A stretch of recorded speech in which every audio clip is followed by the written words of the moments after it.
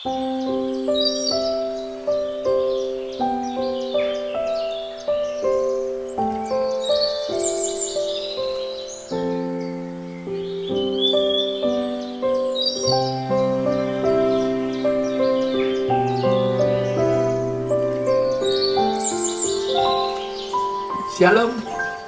saudaraku yang terkasih dalam Yesus Kristus.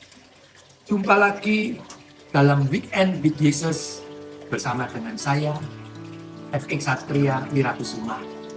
Hari ini kita akan merenungkan Injil Yesus Kristus dari Matius 1 ayat 1 sampai dengan 17. Perikop dari ayat ini adalah silsilah Yesus Kristus. Silsilah Yesus Kristus ada 14 keturunan dari Abraham kepada Nabi Daud. Dari 14 keturunan lagi dari Nabi Daud sampai ke pembuangan Babel. 14 keturunan lagi dari pembuangan Babel sampai kepada Yesus Kristus. Pada dasarnya Injil Matius ditujukan kepada orang-orang Yahudi. Bagi orang Yahudi, silsilah keturunan seseorang ini adalah sangat penting. Tetapi Yesus ingin menyatakan, meyakinkan kepada orang-orang Yahudi bahwa Mesias yang dinanti-nantikan untuk orang Yahudi.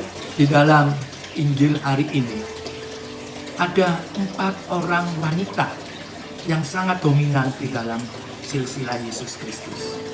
Satu orang pertama, wanita pertama bernama Ruth.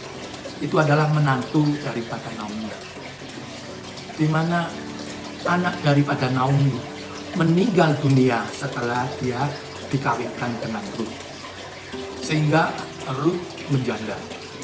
Tetapi Naomi meminta Ruth untuk meninggalkannya, untuk kawin lagi, mencari yang lain. Tetapi Ruth tetap setia menemani Naomi. Sedangkan Ruth sendiri adalah bangsa Moab, bukan dari bangsa Yahudi.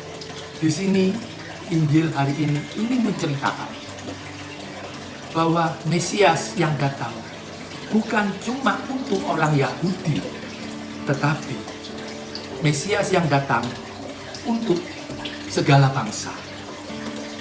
Bisa diperumpamakan dengan Ruth yang dari bangsa Moab. Wanita yang kedua, Tamar, bersikap seperti perempuan sundal. Itu bisa dilihat di dalam kitab Kejadian bab 38. Di mana Tamar berpura-pura sebagai wanita sundal yang dihampiri oleh mertuanya Yehuda. Wanita yang kedua bernama dengan Rahab. Rahab adalah perempuan sundal. Bisa dilihat di dalam kitab Yosua 2 ayat 6. Dan yang ketiga yang seringkali kita dengar dan populer yaitu Uria dengan istrinya Batsheba. Batsheba adalah wanita zina.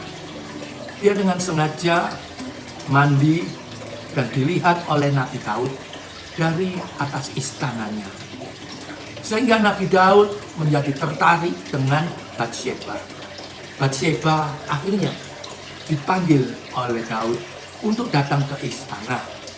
Dan Nabi Daud menghampiri Batsheba sehingga melahirkan seorang anak. Sedangkan Uria sendiri dikirim ke medan perang untuk gugur di dalam medan perang dengan sengaja.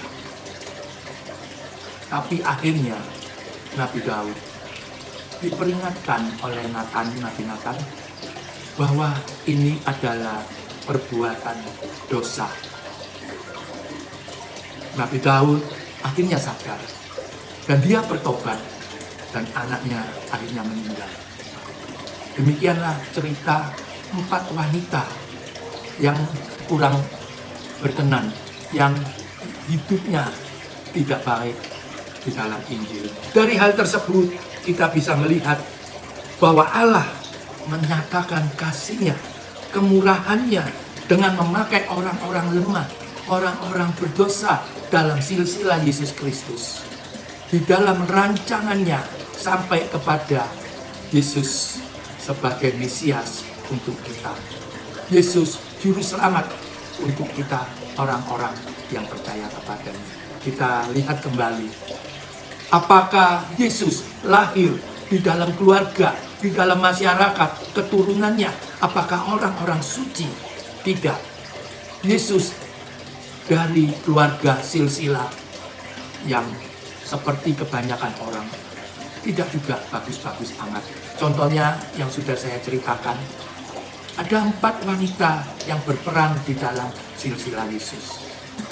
Yang satu adalah Ruth, itu wanita baik, tapi dari keturunan bangsa Moab.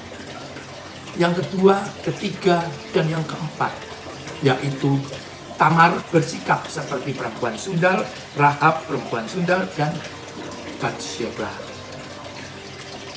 Tapi Yesus tetap melanjutkan karirnya, tetap merencanakan rancangan Tuhan di dalam silsilah keluarganya seperti itu. Di sini Injil ingin mengatakan, sebagai orang-orang berdosa, kita pun dipakai Tuhan untuk mewartakan Injil, untuk melanjutkan karya suci Yesus Kristus. Janganlah takut akan masa lalu kita. Janganlah ragu akan dosa-dosa kita. Di mana kita bertobat, kita datang menghampiri Tuhan, maka Tuhan akan mengampuni dosa-dosa kita. Dan kita pun boleh dipakai untuk karya keagungan Tuhan. Semerah termisi dosa-dosa kita akan menjadi putih seperti salju.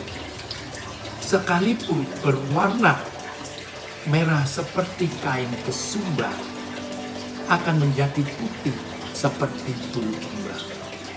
Dari Yesaya 1 ayat 18. Maka siapapun orang itu lemah dan berdosa, tetap Tuhan akan menyatakan keagungannya dan mengenapi rancangan-rancangannya untuk kita dan untuk saudara dan untuk semua orang yang percaya dan mengasihinya.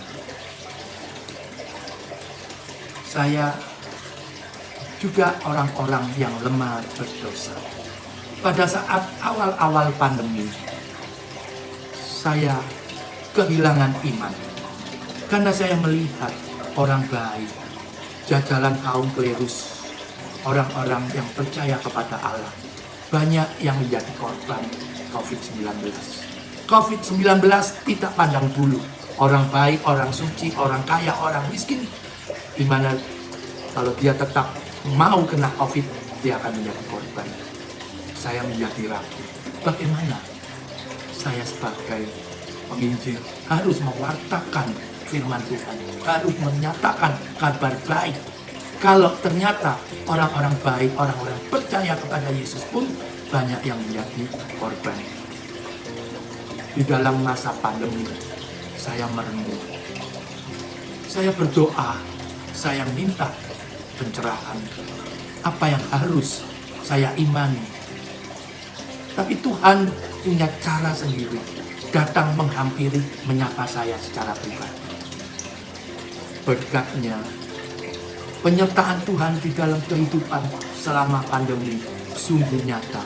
Kasih-Nya di dalam keluarga sungguh-sungguh terbukti. Dan hari ini saya betul-betul percaya bahwa Allah adalah juru selamat. Allah yang mengasihi bagi orang yang percaya kepadanya. Ikuti terus Weekend with Yesus setiap hari Sabtu di channel ini. Tuhan Yesus memberkati. Amin.